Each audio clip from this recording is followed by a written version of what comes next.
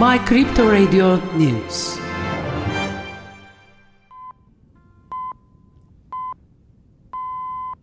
Binance, seen as the world's largest cryptocurrency exchange, announced that it has purchased Sakura Exchange Bitcoin from Japanese exchange. In the information given after the announcement of the acquisition of the exchange, it was also stated that Binance.com will no longer accept new users in Japan. Binance, which has recently obtained important licenses in Central Asia and the Middle East regions, has also obtained its first license in the East of Asia with its acquisition. The exchange had previously licenses from many countries such as France, Dubai, Abu Dhabi, Bahrain, Spain, Kazakhstan, and Poland. Changpeng Zhou, the founder and CEO of Binance, the world's largest cryptocurrency exchange by trading volume, announced that it is willing to help Twitter's new owner Elon Musk bring his social media platform to Web3. Throughout the interview, the Binance CEO emphasized that it supports the acquisition as Twitter is an important platform for entrepreneurship and freedom of expression worldwide. Zhou also added that he also uses Twitter very heavily. The Binance CEO stated that it wants to ensure that cryptocurrencies have a say in the debate about freedom of expression. Zhou also underlined that the exchange could also benefit Twitter by helping to adopt crypto as a means of payment for transactions such as membership. Sam Bankman-Fried, CEO of FTX, which recently declared bankruptcy, gave an exclusive interview to Fried Tiffany Fong. Contrary to public claims, Fried said that he didn't have access to the much talk about FTX, which manipulated accounts from the backdoor, that they barely used the system, and that he doesn't even know how to code. Referring to FTX filing for bankruptcy under Article 11 of the bankruptcy law, Bankman-Fried said, "You can blame the idiot you're talking to for filing this document. I should have just said no. The best thing to do was no apply. I will give anything to cancel it right now," he said. Speaking about the Bahamian priority in withdrawals, the former CEO of FTX said, "I warned them a day in advance. They didn't say yes or no.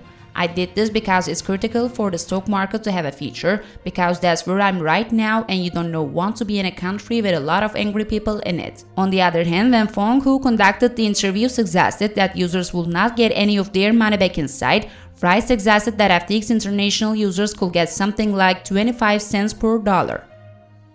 Prosecutors have now requested an arrest warrant for Daniel Shin, one of the founders of Terra Luna, whose house was raided by the prosecutor's office and some files were seized in the past days. In a statement made by the prosecutor's office, it was stated that Shin was making unfair profits through Terra Luna, while Shin is one of the large new agencies in the country.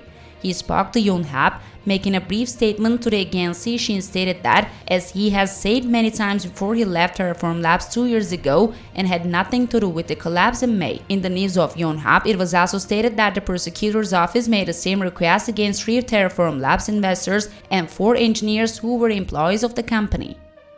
A senior official in the European Commission, which approved crypto assets in the markets, known as MiCA, and threw the ball to the European Parliament, said that the bill should be enacted urgently. Speaking to Reuters and expressing that it's very important that the MiCA bill enter into force as soon as possible, Schroeder said the collapse is very serious. It can never be underestimated. We don't see this as collapse or failure of cryptocurrencies or blockchain technology. These events will not have happened in a place with MiCA. There are huge mistakes where users' funds and company funds are not kept separate. Schroeder, who was reminded of the words of Christine Lagarde, the head of the EU Central Bank, saying, "There's a need for a second MiCA said, we must take the first step first. It is not right to throw the second one without it. We will not stop thinking about these issues after MiCA comes out." In a decision by the London High Court on November 29, 6 crypto exchanges where the attacker has an account were ordered to share user data in order to trace assets worth $10.7 million stolen from a UK-based cryptocurrency exchange in 2020. It has been reported that the attacker has a total of 26 accounts on exchanges such as Binance, Coinbase, Luna, and Kraken. The court asked exchange to share customer information, including users' names, bank accounts, and card details, subject to some adjustments. The judge stated that the traces should be followed up before they disappear. Prepared by my Crypto Radio News Center, we have transferred the news. Happy day, everyone.